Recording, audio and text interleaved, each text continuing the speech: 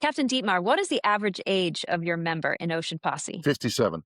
And how many sailboaters compared to powerboaters do you have? About 75 to 25, 25% catamarans, 25% powerboats, 50% monohulls. And how many miles at sea? Do you know how many swallows you should have on your chest? I don't know about swallows. At 9,000 miles, I hit the bottom in New Zealand. At 55,000 miles, I hit a rock off the coast of Costa Rica. And since then, I've stopped talking about miles. So who's the wisest sailor, you or your spouse?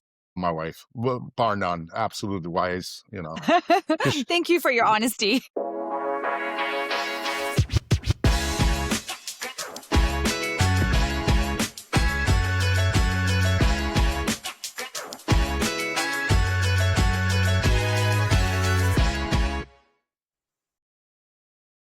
Hey, everybody. Welcome to the Current Yachts podcast. This is Full Displacement.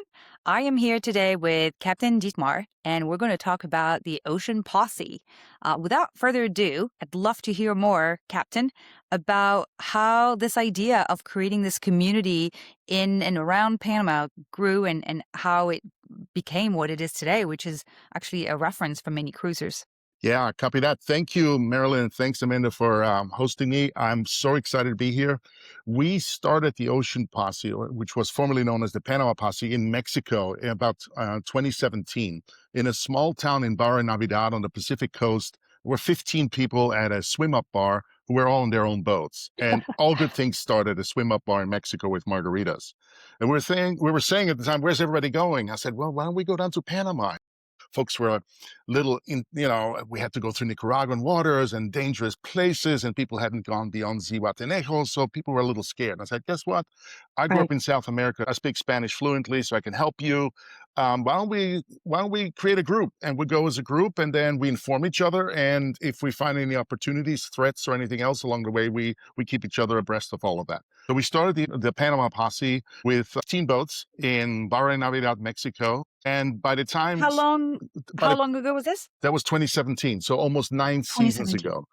And Wow. when we arrived in Panama, we had about 78 boats, part of the posse. And because I named it, Neil, who was at the swim-up bar, said, well, okay, I'll make the T-shirts. Another guy was a lawyer, so he drafted the contracts, all the legal stuff. I come from a web development background, so we built up a basic website, and we started with that. And along the way, we realized a couple of things. As a group, we spent a lot more money than we spend individually.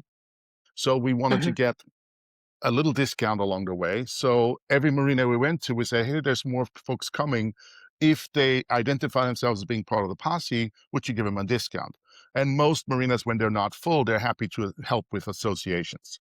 We also wanted to treat ourselves more seriously, not so much in the sense of just getting the discounts, but also really informing each other of where is a safe anchorage, what the bottom composition is, how to get on shore, if there's been recent dinghy thefts in the area, who is a trustworthy mechanic. So all that information we have accumulated over the last 9 years, and as an institution, we share it within our members. So we reduce what I would call the cost and the risks of actually yachting.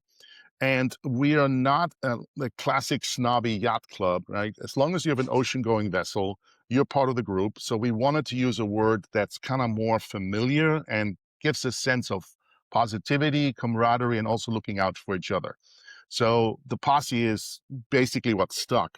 It's a Western term. It's kind of like you're a cowboy. You think of the Wild Wild West. Yeah, exactly. Circling the wagons. Yeah, well, we'll leave you alone, So, right? excuse the French in me. I have no idea what posse even means. It's a group. It's an association. Think of it like a banda or a band. But the band in the Like West... the mafia. Well, not the mafia. The mafia, they're the mafia. We're not. We're the posse. So No, the good guys. You got it. my job was always to convey a message of, yes, there'll be adventure. Yes, there'll be opportunities. Yes, there'll be, my job is really to create adventure dust and identify locations where when people go on their boats, they're not only going to have a good time, they're going to make history and they're going to have stories to tell for the rest of their lives.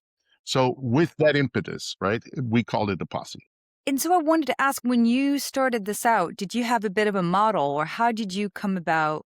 You just picked it up and took off with it? No, the key to this is really understanding what your fellow members want. So, when I sit down at a bar with a fellow yacht owner, he or she's going to tell me exactly what's going on. A friendly conversation. I might draw on a napkin, hey, this is a great anchorage in Costa Rica.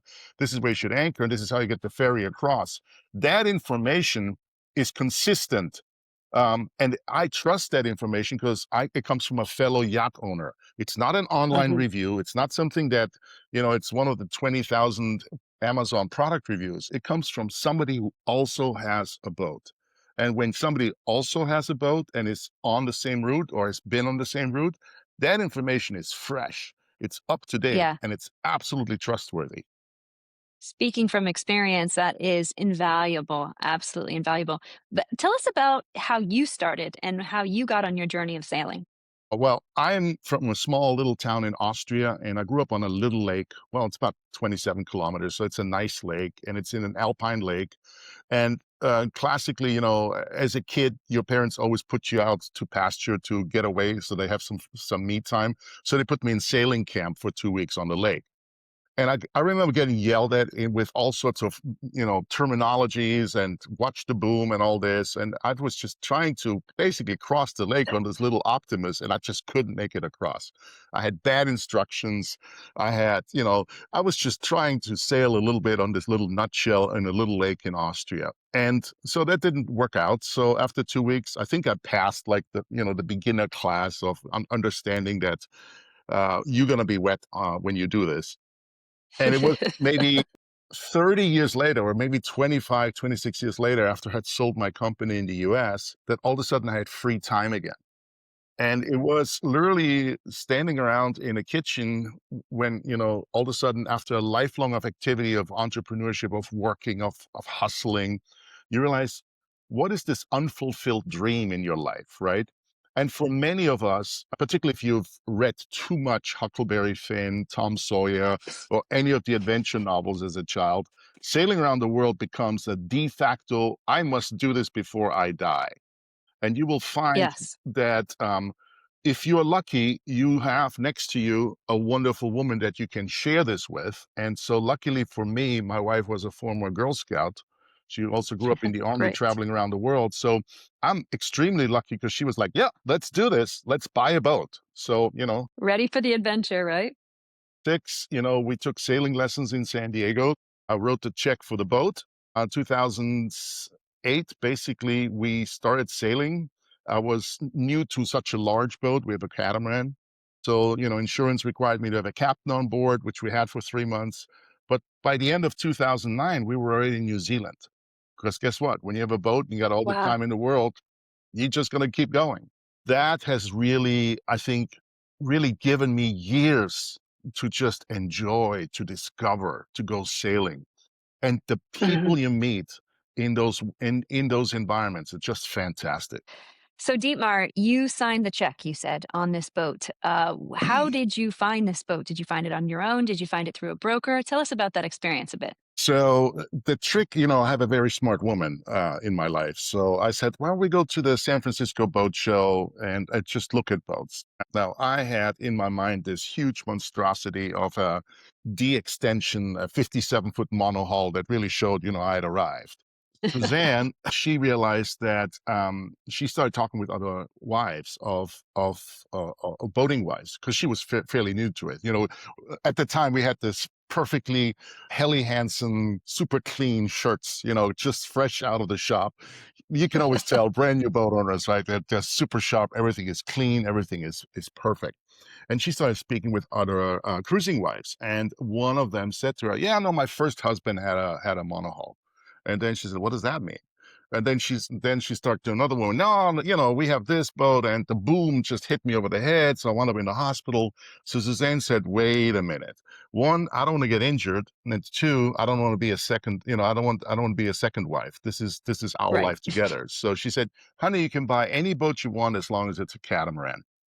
So basically, what happened was it reduced my universe of things that I wanted to, at the time, maybe 3, 4 manufacturers. And being prudent, I just said, let me go for a Lagoon because it's a well-established manufacturer. I wanted a boat that gave me great visibility, so we bought one with a flybridge. So at that boat show, there was a lovely a really nice broker, probably one of the few nice brokers that I've met, because as you know, some of them can be very interesting characters. So I sat down and he said, well, if you're serious, you need to give me a deposit. I said, fine, here, I'll write your deposit. So it was $1,000 was the first check, right? It was like Mhm. what a commencement of the process. For And a new Mhm. boat or for a a new boat, pre-owned boat? for a new boat. Okay, new That's a boat. very small deposit. Well, It is, I know. that's the kind of like, okay, let's start. Because then we had to meet again in the offices Oh, in San Diego.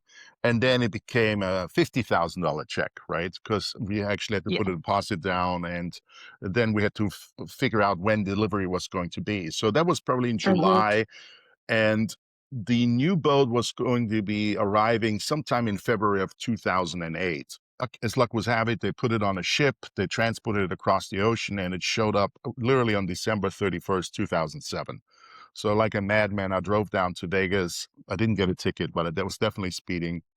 And I got to San Diego, and there she was, the mask down, just fresh off, just sitting there on this little dock. And it's this wonderful moment, right, where you say, "Oh, my future has materialized in a physical aspect. The boat is here." And I went on board, and it was cold. It was San Diego, but I slept on this boat on this working dock for the first night. I was What a like, great experience. here we're going to get started. And so that was the moment that I realized things are happening. Now, interestingly enough, this was during the global financial crisis.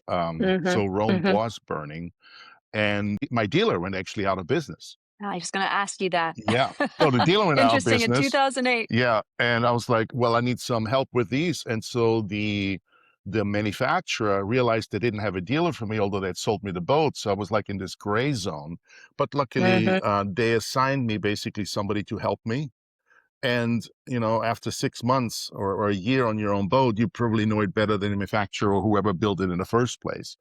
And so, with help of really good captains that I had helping me, I kind of like tore the whole boat apart and rebuilt and added things as you do with a boat when you want to go cruising. So that was really the way to, I think, get your seamanship and your boat ownership up. The Mhm. transactions themselves up until you getting the boat were fine, but as typically happens, once you got the boat, you're on your own. So, but we were literally on our own. What surprised you the most? You took delivery of this brand new boat. You didn't have any experience with catamarans before. And I guess, would you share with us some of the lessons you've learned over the next 12 months? Uh, what surprised me the most was that it was such a steep learning curve on all Mhm. all around. So for you, you may think you know how to drive a car, and owning a boat, the operation side, the sailing part is probably the lesser part of it than actually understanding energy systems, plumbing, electricity, Mhm. Mhm. battery systems. So if you look at it, you really have to learn 18 critical systems, maybe 17, but certainly more than 10 that will Mhm. allow you to enjoy your boat. And I think for me, it was great because all of a sudden, remember, I'm out of work. I literally have maybe 5 weeks of consultancy that I have to do every year for the next 3 years. And my job as an ex-CEO, you're always on. You're never, I Mhm. mean, when you're sleeping, you wake up at 3 a.m., you figure something out for the 5 a.m. call. This was the best way for me to detox from being a CEO, is having a boat where there's nobody to call. It's all on you, and you are back to the startup days where you're cleaning the bottles, where you're figuring out how to make a bowline knot. You have to figure it all out, and there's no shortcut. The only thing that you really can do is put time into it, and as you put Yep. the time into it, that's when you really start enjoying it. And that was Yeah, 18 years ago. absolutely. Yeah. I have found the same thing when I did it. You know, you kind of start out, you say, okay, I'm going to take this plunge. I'm going to live on board, and roll your sleeves up, dig right in, and start teaching yourself how to do these things. And that's where I think the whole posse idea of having a group that comes around, surrounds you, and helps you along the way. Of course, yes, you have to actually figure it out yourself. But there were people on my journey that came in and really helped me and taught me and said, here's a resource here, here's a resource here, look here. And that was invaluable. And I think that is partially what you guys have created, and maybe the start or the impetus of Ocean Posse was that need and learning. I've found fellowship in the yachting community unlike anything else I've seen anywhere else on this planet. So I definitely feel akin to it. Yeah, and so imagine if I'd had this community prior to me buying a boat. Like, Right. imagine if I had seasoned yacht owners that had grown up. I mean, I was lucky that I had a reputable brand from a reputable dealership, and I was able to do the transaction transparently. But that's not always the case, and we hear, a lot of horror stories on that. I think that the for us as an organization job is to safeguard those who are part of the posse. We want you to ride alone. We want you to have your own good time. But then, if the shit hits the fan, you have a posse to back you up.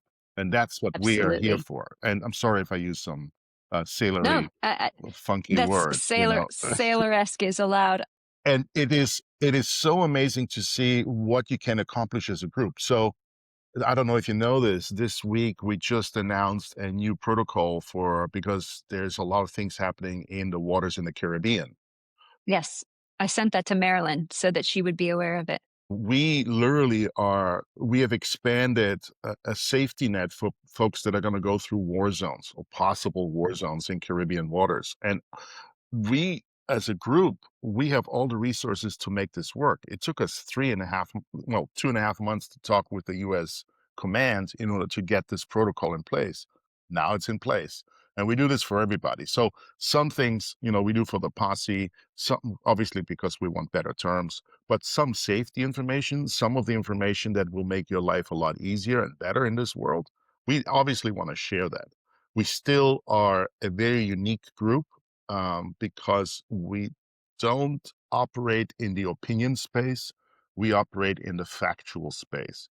Our internal communications, as you can imagine, a group of 1,500 or 2,000 people that have participated thus far, the political gamut, the opinions, the background of individuals runs the gamut.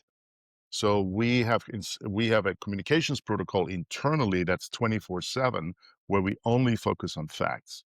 Here's where I've Mhm. been. Here's where I dropped the anchor. This was the Latin long. This is how much I spooled out, and this is what I did.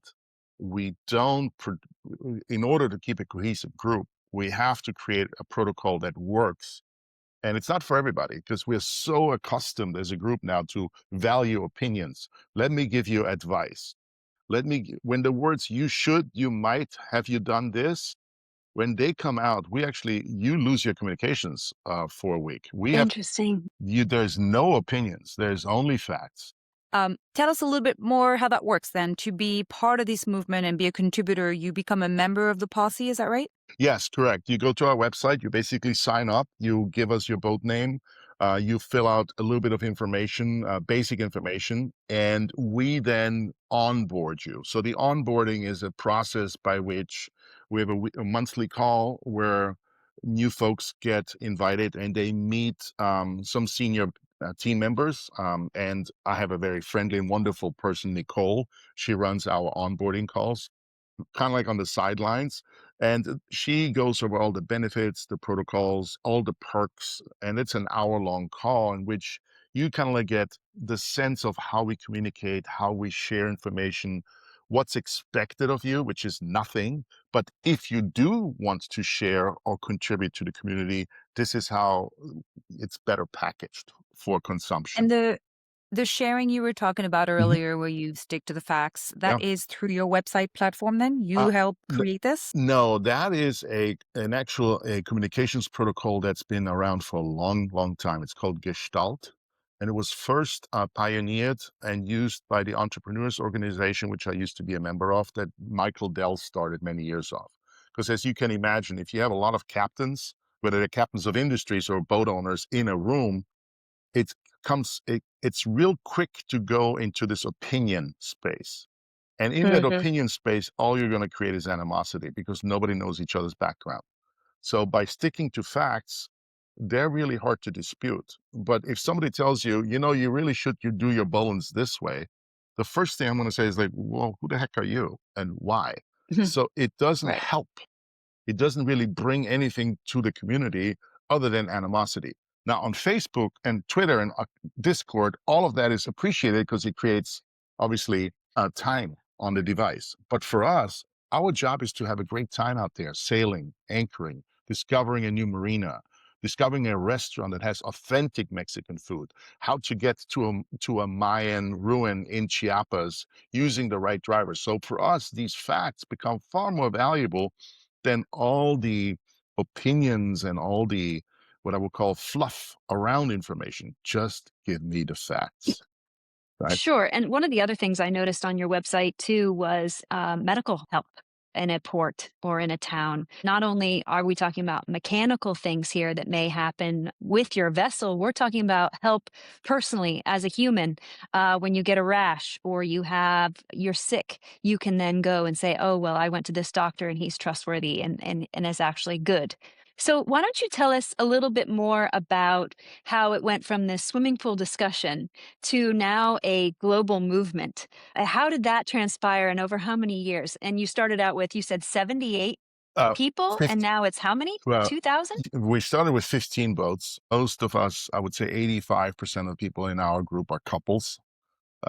And that's tends to be what we attract. We do have 15% who are single handers who then always have couples, but there's always a new girl or new boy they introduce. So we always have to be polite to them and, and bring them That's in. understood. Yeah. Yeah. And we started out by simply sharing information. So my goal is twofold. One, it was to create the right community with the right culture, and we have accomplished that now over 9 years. But also we put in the work. So I'm from the school is if I wake up and I'm happy doing what I do, I'm going to put value into the organization. So everybody that's part of the organization, whether they share a picture of a sunset, whether they say this is the diesel fuel price, every morning I wake up thinking, how can I bring value to our members? So every year we come up with something new. Sometimes it works, sometimes it doesn't. The good news is we have now 55 countries. Literally, we just had 2 brand new marinas sign up, so we'll have close to 150 marinas around the world. One signed up from northern Spain in Galicia, who I hadn't even been to, and another one now just signed up from St. Vincent and the Grenadines, a beautiful marina there. Once they become part of our story, right, that's a benefit for somebody to join us. Yes, we operate on 3 levels. The first one is financial. It's very simple for somebody to join the posse. You'll pay your $350. You're in. You're going to make that back in the first year because of all the discounts with all the different service providers. That's the first level, and we understand that. Like you're in business. If somebody saves money, you pay the membership fee. Fine, it's good. The second level, once they're part of the community, then they start realizing the information, the quality of the information, the real-time information aspect, and the way that grows is really over time. So we will have hardcore members on that second level where the information is so superior than anything you can throw at your AI chats, at your cruising forums, or God forbid, you ask a question in a Facebook group. The information sharing, the validation of the information is fantastic. And then at the third level, it's the human side. The people that Mhm. I've met, the people that I'm now lifelong friends with, the people that I go visit are all fellow boat owners or have been fellow boat owners. People I want to break bread with tomorrow for Thanksgiving, Mhm. they have a boat. It may be in Fiji, it may be in Europe, but those are the folks I want to hang out with because that is really a lifestyle and an understanding of who I think, becomes a better human being by being an adventurer, by using your boat to discover the world. And that's who we Yeah. attract. That's the core of the 1% of the boat owners that I want. I want the 1% that go places. And all of your growth, right, over the years, that's been organic and through Yep. word of mouth. Like you Yep. don't have to work too hard to get new members because they find each other and they Yeah. get the value automatically. There's no question about it. Is that how it works? Yeah. I treat every member like a business owner. So the way I look at it is you own a business, your business is a boat, it will lose money for many years to come. You'll never make money with your boat. But with us, you'll lose a little less every year. So you can extend your cruising over a lifetime that is far longer than if you did it by yourself. Also, you're not the only crazy doing this. So with our organization, you watch enough YouTube channels, you see the drama unfold and it's on camera and people make decisions based on somebody else's stories. With us, it's Hmm. facts. It's like, this is real. This is what you're going to do. This is, we've come full circle now. We are creating our own insurance pool. We have our own communications protocol, we're the largest army in the world now, to keep us safe. Everything we do is to really have each other's backs and make that happen one way, shape, or form. It's never going to be perfect. I always say that. The posse is never perfect. But as such, we constantly going to improve. We're constantly going to look for ways in how to make things better for you as a yacht owner and operator. So, can you give me some facts about your posse? You started from 15 boats. Were Yeah. they mostly sailboats? Are they now power boats? What are the figures now? So the figures now, we have about 300 to 350 members because people drop out, right? So when you spend close to $100,000 a year, you have to have more money in the bank than most people do. So let's start out from the beginning with 15 boats in the first year, 87 boats by the second year, then 125, then 200. But we also started ramping up our membership fees. So our membership fees are there to be annoying, but not to be outrageous. And the reason Sure. we had to get to a certain level is because we realized that there's some people out there doing this with not enough funds in the pocketbook, and then everything becomes about the money, and their decisions are no longer based on safety, they're based on what they can Hmm. afford. So we had to come to the realization that we have to have like a cutoff, right? If you're on subsistence living and you're living in a harbor in Miami and you don't really have money to move the boat, then you're not for us. You're not a member that's going to contribute because you're so worried about making it, living, that I can't help you with that. And actually, the subject of affordability is something we're very upfront about with Yeah. our dreamers, right? Our buyers. Yeah. Amanda has these conversations. Yeah, it's a reality check for certain. Yeah. Being able to walk through the costs of what it really takes to be a live aboard sailor and how much money you do have to have in the bank. Now, I get the point of the posse helping everyone save money and extend their cruising period, but I've seen people say, well, how much does it really cost to live on my boat and be a live aboard sailor? And, they put these unrealistic numbers out there. And I just want to say, no. And the posse can set you straight with these facts that you are saying. I love that. Yeah. Really good. We also think of it this way: the average age in the posse is about 57. You don't get to Okay. this part of your life to then be, scrounging for dollars, or, you walk into Acapulco, you're not going to go to a taco stand. You're going to want a good meal. You want to enjoy Hmm. things, Hmm. especially if you have a significant other with you. You don't just want to drag your woman through the mud to get to a free place where you can get mediocre food. No, this is the height of your life, right? This is where you should shine. So, yeah, so we have about 50% of our boats now, and that's dropping, is monohulls. We have 28% that are catamarans, and 22% are power boats, the trawlers, so Nordhavn, Salines. About 10% of our fleet every year ages out.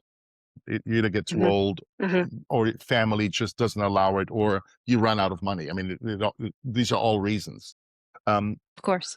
16% of our participants, they are looking for a bigger boat.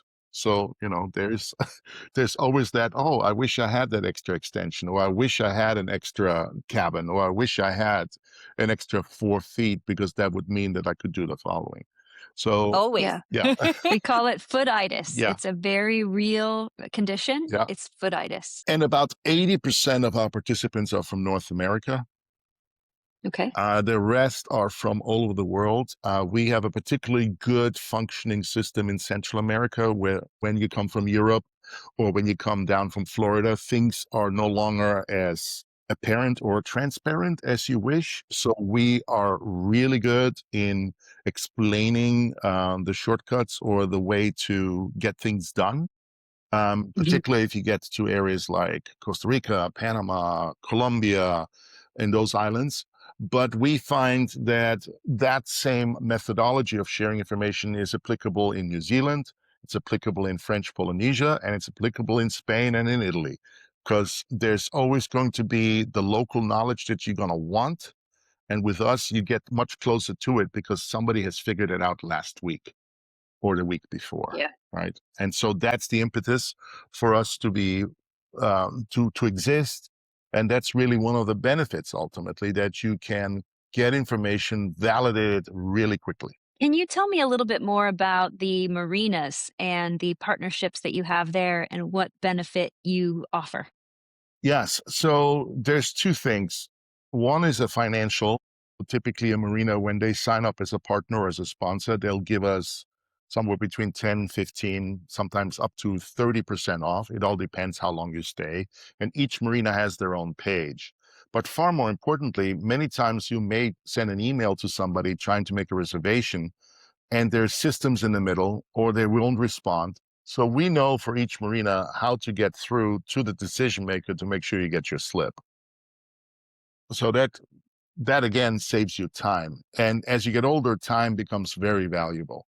Also, because you're part of the posse, imagine you try to rock into a marina that's quite busy and you have, maybe a 40-foot sailboat and you come by yourself. You're one of Mhm. 100 customers, maybe 1,000 that they deal with every year. So you're not that important. But if you say you're part of the Ocean Posse, now they're like, oh, hell, I got to treat them a little better because, they will talk about us. And everything in the marine world, as you know, is dock talk. If it happens on the Oh, yeah. dock, your reputation is ruined by one mishap. But with us, you get the validation. So the marinas that work with us, if they have slips available, they will treat you properly and they will obviously know about you before you arrive. And also, I think as a group, we are far better customers. We are not the charter Mhm. fleet crowd, oh my God, I have to party for 2 weeks, or even in Europe where they go, they charter the boat for a month and then they leave it behind and then they go back to work. This is all we do. Even our seasonal people, they'll spend at least 6 months on their boats. So we are much better customer than somebody who just, you know, charters a boat or comes into the harbor in order to have a good time and then, have the music on till 2 a.m. with the doof, doof, doof, doof, and you're just Yeah, trying to like, yeah. hello, I'm trying to sleep Hmm. here. So I think we know each other pretty well. We know kind of like their values, and for that, that's invaluable too, because it's tough enough to operate a boat, and then all of a sudden you have to fight for resources or try to explain yourself to somebody that allows you into a marina, and then you have to learn everything over and over again. Every time you go into a marina, you literally are walking into a new world, and you have to learn it, right? And with us, we lower that. A question: are the majority of your members full-time live aboard, or do they take advantage of the posse for periods of the year and perhaps they go to a land base? I'm trying to understand, who is part of the posse. Yes, we 60% of our participants no longer have a house. However, Okay. depending on seasonality, what they will do, and for example, what we did, we just sold our house. We're looking for a new house. So 1% of our members are also in the real estate game, right? Because Mhm. you have property, all of a sudden your kids go to college. Now you have like, why do I keep this 5-bedroom house when I can have a 2-bedroom house? So Mhm. a lot of people are almost looking for where to ultimately sit down. So many of us are Mhm. searching for the place that they want to spend the rest of their life in or continuously come back to. So for me, the rhythm is we are most likely going to buy a condo here in Panama. We've come here for 8 years now, so we know the place. It gives me a direct access in the same time zone to the US. I can also fly directly to Europe. It's on the US dollar. So everybody has kind of like this nomadic, once you're in the nomad zone, then you can say, do I want a house? Do I want an apartment? Do I want a second boat? Right? How you distribute your time will ultimately depend on each other's preferences. So there's the seasonality from the snowbirds, the Canadians that come down to Panama, yeah, or they come to the Caribbean and then they'll go back up. There's a European exodus that is happening now due to high taxes. A lot of people are moving out of Europe because of high taxes, especially if you're a baby boomer and you've made your money, you want to get out. So there's always a movement. There's always a story about money, how to live better, how to save money. That whole affordability. Ultimately, we try to make yachting more affordable, but that's Hmm. only part of the equation, right? Yeah, you can always make it more affordable by buying lower quality, right? You can always Sure. you can always afford But then your more. quality of Yeah, life, exactly. as we know, Yeah. goes. Yeah. So the job really is for us to find the best for each other, right? And then share that so that other folks who are like-minded can say, yeah, that makes sense.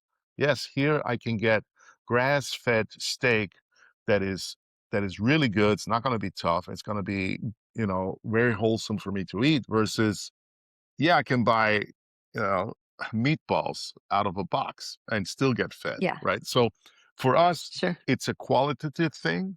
Hmm. The culture is not, we can't really tell people what's good. I can only tell people what I have enjoyed, right? Hmm. Because if I tell you what to do, again, we break the first law of our communications, which is no opinions. Sure. But I can tell you what I Yeah. enjoyed. That I think that is one of the best things that I didn't know about the Ocean Posse. I knew about all of the attributes and the ways you could help, sailors as they traverse the Caribbean and so on, even to wider areas. But I didn't know that you had this structure or this culture of should and would and could type Yeah, no, same. no. I think that is incredible because I sometimes I'll go on the Facebook posts and I'll read about how this person put out a sea anchor or a drogue. And one person is just lashing out, like, you shouldn't do it this way. And that's why, blah, blah. And I'm like, I get to the point where it's like, why what it w we're supposed to be fellow sailors here, building each other up, and I think the culture that you have cultivated in Ocean Posse is just amazing, and thanks for sharing that with me because I didn't know that. I got to be introduced to you by, "Hey, would you like a sip of this rum out of a coconut?" At one of the Annapolis boat shows, and every year, I would share a sip of rum with you, and I think, "Wow, that guy's super cool. That guy is super cool." Well, I found that rum on the way down the coast, right? So it's our Yeah. it's our sponsor. But that brings out another really good aspect, our social aspect. We have events all over the world now. So we have events in Europe. We have an event in at the Cannes Boat Show. We have an event at the Annapolis Boat Show where we have a booth. Next week, I'm going to get to Mexico, where we actually have a nice kickoff event that we do ever since we first went to that swim up part. We keep going back to that same place. We have an event in San Diego. So we are looking for where people can gather, that they can share their stories with each other, where they can share information in the Ocean Posse way, where they can have free rum and maybe a pork roast and, have spend time with each other. We try to give people informations in seminars on how I've done it or how somebody else has done it. For us, Mhm. the core of the posse concept has always been, we want you to be a free agent, live your life on your boat, with your family, with your friends, with your pets, the way you want to travel, the way you want to journey for the rest of your life. My job and the member's job is to support that, right? So if you Absolutely. make a mistake, we all make mistakes. That's how we all learn. But you need to be able to also admit it. So we have great awards. That leads me to the next thing. Our awards as an organization are fantastic. The first award, and you'll appreciate this, is the Captain Ron Award. It's the biggest mishap you will have. They basically have to tell their story where they make a big mistake. And then at the end of the year, we give them an award for the biggest mishap. The Captain Ron Award. Yeah. Coming in hot. Yeah, exactly. So that's the award. Then we have an award called Uninvited Visitor because we go through the tropics. So there could be a crocodile next to you in the water. There could be a spider in your locker. There could be a snake on your boat, or it could be your mother-in-law. We don't judge. We just want the story, and then we'll actually vote on it, right? So as a group, we Mhm. have these kind of awards. Then the Boat Yoga Award. Now, most people think of yoga on a boat as a, pretty person on at the bow of the ship making some things, but that's not the boat yoga award you're going to get with us. For us, it's going to be the contraption in which you're in the engine room trying to change an oil filter with your butt crack showing.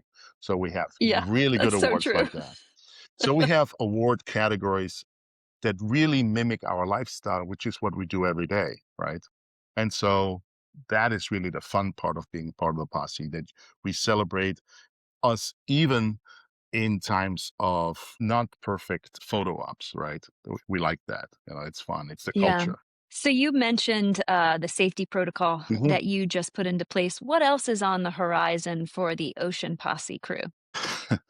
Obviously, expansion. So we just opened up 13 marinas in Brazil. For us, I'm going to have to figure out a structure by which I can get help. So I'm at that point where, yeah, I can do 14 hours for so long for 9 years, but it's kind of wearing on me. We are looking into a model where we'll have local agents take care of certain aspects. We're actually just opening Turkey as a new model for that with a captain that has been there and that has the credentials. I always feel if somebody is a captain, they have earned their wings, and they also know locally how to get things done. So we're probably going to go into a distributed model where we have agents that are captains around the world. Logistically, I'd love to just created DHL for sailors around the world because we're always smuggling boat parts Oh, into the yeah, world. So on the horizon, I'm sure, trying to figure out how I can partner with a shipping company that does global deliveries and get better rates for us or get better terms or more transparency, right? I always look at the pain sure. points. Obviously, since 16% of our participants want a bigger boat and 10% want to sell their boats, this conversation is not in vain. So, if we can figure out a way how to work together and create a partnership for the transactions of selling and buying and putting on the market boats, I think one of the reasons we are here is because we're all clear that the old school may not be the best school of doing things. Yeah. Innovation runs in the blood, right? Absolutely. Then there is partnering with other sailing associations where they feel like they may have a strong foothold in one geographic area, where we can partner with them and create kind of like a partnership program where, yeah, if you come into our world, we give you 50% off, and if our people come into your world. So expanding the network would be good. So those are all things that are logically on the horizon for an organization like ours. Yeah, that makes sense. I mean, you have a very captive, qualified audience, and I'm sure it won't be long until Current Yachts and Ocean Posse somehow collaborate to just, again, make lives easier for Yeah, those looking to buy or sell, yeah. for your cruisers, for the benefit of your community. We're all about providing that education too, so would be delighted to be a part of growing Ocean Posse beyond its current, container. Yeah, it's good. And unfortunately, when I started the posse, I'd already been sailing for many years. I crossed, the ocean many times. So there may have to become a baby posse, like a Uh-huh, beginner posse, because I know that we can uh-huh. come across maybe a little too crusty for newbie, for the next gen. So there may have to be Well, a softer version, like, I don't it's know. not your fault, but all of this is very intimidating. And so new people fall into this, the first cause of entry is you have to buy the boat. And the first thing these people need to know is what kind of boat they should be buying. And so we're kind of here to address that first step.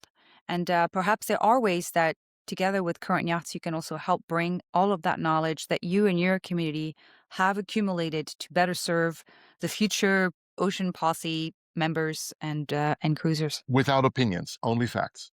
No opinions Right. allowed. Yes. Yeah, and here's the other thing too. When you think about a community such as yours that transforms adventure into connection, you want to learn from someone who's seasoned.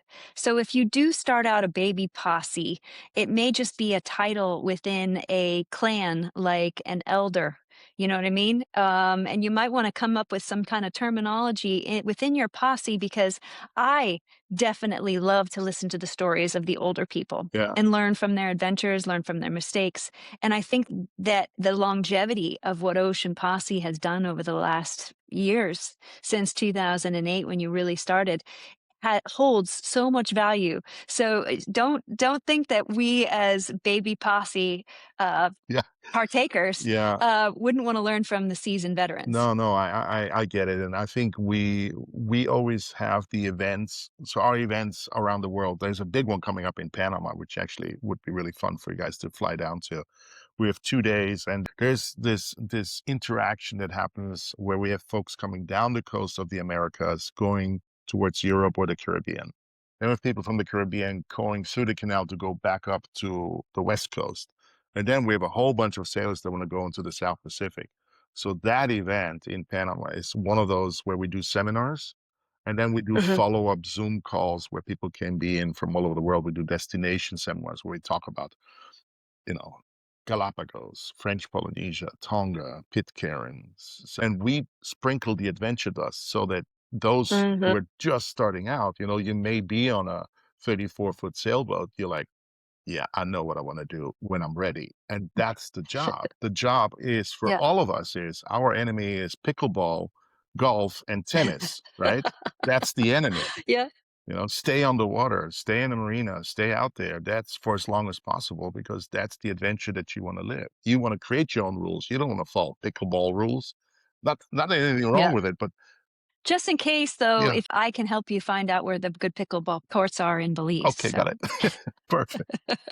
Yeah. Well, thank you so much for all of this, Captain Dietmar. We'll make sure to put in the show notes the links to your website Yes. and your social media handles. And I'm pretty sure that by the time we publish this episode, we'll have a few things worked out, perhaps a special offer for Ocean Posse members. So check the description below. If you have any questions that you'd like to see Captain Dietmar address, perhaps in a future episode, please post your comments as well. We'll read all of them and answer them. Thanks again for your contribution, not just today, but to the community of sailors. And we look forward to seeing you on the water.